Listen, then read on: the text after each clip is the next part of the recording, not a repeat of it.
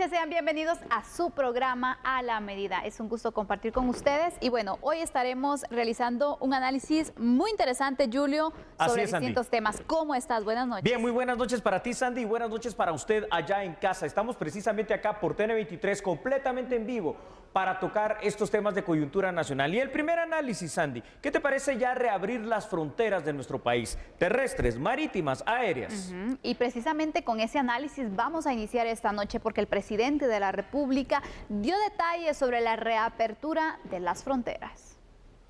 Muy probablemente a partir del 18 de septiembre, con protocolos de COVID que ya se están instalando en todos, y de hecho los hemos practicado. Eso nos va a reducir el tráfico por puntos ciegos que hemos tenido, en donde se nos ha colado muchísima gente, y esos son los puntos de casos que tuvimos en el occidente del país. Vamos a tener a partir del 18 de septiembre, creería yo, una apertura de las fronteras a la vez que con el aeropuerto. Y es que ahí lo tiene usted precisamente, un tema por demás importante. Así que, Sandy, si te parece, vamos a hacer realmente el análisis de esto y empecemos con algunos criterios inclusive de entidades internacionales, si te parece. Por supuesto, Julio, porque recordemos un poco entonces que derivado de la pandemia del COVID-19 se tomó la decisión, al igual que otros países, de cerrar fronteras. ¿Es correcto? Precisamente para evitar entonces que viajeros o también el flujo entonces de personas que se podrían registrar pudieran complicar aún más el tema de los contagios, pero también seríamos entonces en esta ocasión el segundo país centroamericano que abre sus fronteras. Recordemos que El Salvador ya lo hizo. Ya lo hizo, eso es correcto, Sandy. Y veamos esos criterios que te digo, inclusive de nivel internacional, y usted los va a tener aquí en pantalla. Ahí están, en este momento, gracias a nuestra producción.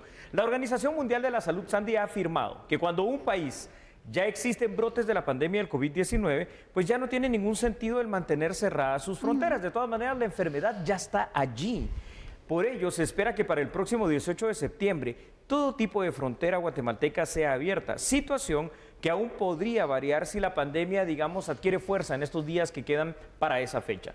De aquí al 18 de septiembre, recordemos algo, la situación en Guatemala puede variar. La COPRECOVID, solo por poner un dato que podría ser la variable, ha afirmado lo siguiente, que puede haber una nueva escalada de contagios y esto lo esperan para septiembre o para noviembre. Pero aquí la decisión hay que tomarla y yo creo que lo mejor es eso, lo que ya se hizo, planificarla, 18 de septiembre, cumplirla, porque de todas maneras es lo que se necesita, si de verdad queremos reactivar la economía. Efectivamente, y es que en ese punto vamos, porque obviamente el COVID-19 pues, ya llegó a nuestro país desde ya hace varios tiempo, los casos se siguen registrando y queda pues en un punto donde todos debemos tomar la responsabilidad para evitar precisamente contagiarnos, Julio. Pero aparte de ello, cuando estamos hablando del tema de recuperación económica, pensar una recuperación económica con fronteras cerradas, creo que también es un poco complicado. Esto es muy complicado, Sandy, porque lo que pasa al mantener las fronteras, sobre todo las terrestres, por ejemplo, hablemos de algunas de ellas cerradas, es el hecho de que el comercio no fluye normalmente. Si el comercio no fluye con la normalidad del caso, entonces se pierden empleos, que es lo que ya ha pasado no solo en Guatemala, ha pasado en el mundo. Pero esto a la vez crea una crisis económica y esta situación entonces crea una crisis social. ¿Qué pasa, por ejemplo, en el tema de las fronteras aéreas, los aeropuertos? Aeropuerto Internacional La Aurora, Aeropuerto Internacional Mundo Maya. Son los dos puertos, en este caso aéreos, donde llega el flujo de turistas extranjeros a nuestro país. Y entonces la industria turística ha sufrido también durísimo durante este tema de la pandemia, a tal punto que muchas empresas, volvemos a lo mismo, ¿verdad?, han cerrado, han quebrado, los operadores turísticos no han tenido realmente un trabajo como tal, los hoteles, los restaurantes hasta ahora empezarán a reactivarse. Por ello, si estamos hablando de que la economía, el trabajo y la nueva normalidad se está reactivando, es imprescindible que también abramos el país. Definitivamente, Julio. Obviamente se van a tomar ciertos protocolos también de bioseguridad.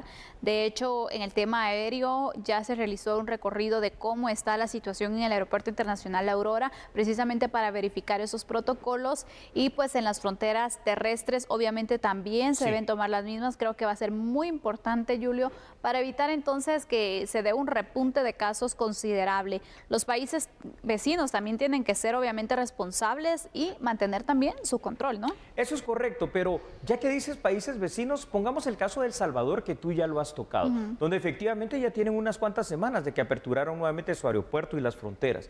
Y El Salvador ha mantenido esa tendencia a la baja y al control de lo que es la pandemia del COVID-19. ¿Pero por qué? Porque tampoco es que eso signifique un relajamiento total de las medidas. Al contrario, es lo que tú decías. Esas medidas a las cuales ya nos hemos acostumbrado se implementan en el comercio, en la frontera, en los protocolos de ingreso, de revisión de documentos, por ejemplo, para los temas aéreos o fronterizos de vía terrestre. Lo que hay que controlar, y eso es lo que no se logró controlar durante este tiempo con la frontera con México, son los pasos ciegos. Y es que por ahí entraron muchísimos casos también de COVID-19. Exactamente. Y mira, también aquí es un poco complicado porque obviamente se incrementaron los pasos ciegos. Así es. Obviamente muchas personas buscaron la manera de, ya que estaban cerradas las fronteras, buscar otros puntos también para poder entonces hacer este traslado. ¿Por qué? Porque obviamente México no tomó las medidas necesarias. Es decir, México tenía en funcionamiento su aeropuerto, tenía en funcionamiento sus fronteras y entonces también eso complicó un poco el control que pudieron tener las autoridades guatemaltecas. Sí, al final de cuentas, Sandy, cada país manejó el tema de la pandemia de una forma distinta, ¿no? Algunos privilegiaron la salud, el caso del Estado guatemalteco, otros como los Estados Unidos mexicanos y los Estados Unidos de América privilegiaron el comercio y la vida de producción normal, el trabajo. Claro, pagando sus consecuencias definitivamente, pero sí, ahí hay un problema porque esa gran frontera, que es nuestra frontera más grande con el país del norte mexicano, ahí es donde realmente se perdió un poquito el control. Ahora, tenemos más datos para seguir aportando. Adelante, Julio. Gracias, Sandy, muy amable. Véalos, por favor, porque ahí en pantalla van a aparecer en este mismo instante. Ahí están, ya lo ve usted. Y es que lo que decíamos, ¿no? Países como México, que no cerraron sus fronteras, afrontaron un número elevado de contagios de COVID-19, Sandy, consecuentemente también un número elevado de muertes. Si Guatemala realmente quiere reactivar la economía, necesariamente debe permitir el ingreso de los vuelos, de los buques, de los turistas en general y de las fronteras terrestres que traen todo el comercio. Después de Brasil, solo escuchemos este dato.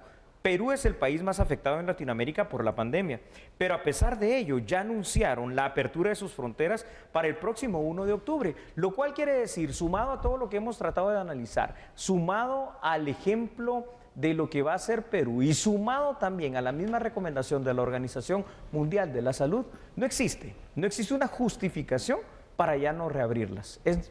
Ya no podemos decir vamos a impedir el COVID. El COVID ya está en Guatemala. Lo que podemos hacer es contenerlo. Y está en Guatemala y en los países del mundo también, entonces no tiene al final caso mantener esto. Estoy completamente de acuerdo, Julio, pero también obviamente las medidas que se deben extremar, sin duda alguna, porque recordemos el riesgo, por supuesto, que también se puede tener en la terminal aérea, por ejemplo, el tema del aire acondicionado. Correcto. Sabemos que es una situación también de riesgo y que obviamente, seguramente también en los protocolos que pueden activar las autoridades, pues pueden reducir entonces el riesgo si también las personas hacen caso a los mismos, porque en ocasiones ese punto es el que está fallando. Eso es verdad. Así que, si me permites, para concluir el tema, necesitamos de verdad que la economía guatemalteca empiece a fluir nuevamente, importaciones y exportaciones de las grandes empresas, de las grandes transnacionales, de los también grandes empresarios guatemaltecos. Pero usted que nos está viendo, que es micro, pequeño y mediano empresario, usted es realmente el motor de este país y necesita definitivamente las fronteras abiertas. Así que, Sandy, yo creo que esto será una realidad. ¿Vamos a la pausa?